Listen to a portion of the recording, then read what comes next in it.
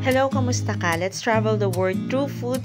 Japanese ketchup spaghetti, yung lulutuin ko ngayon. Ang recipe na ito ay kinreate ng isang head chef sa isang hotel sa Yokohama, Japan noong 1950s. Since then, naging popular ito sa mga cafe restaurants sa Japan.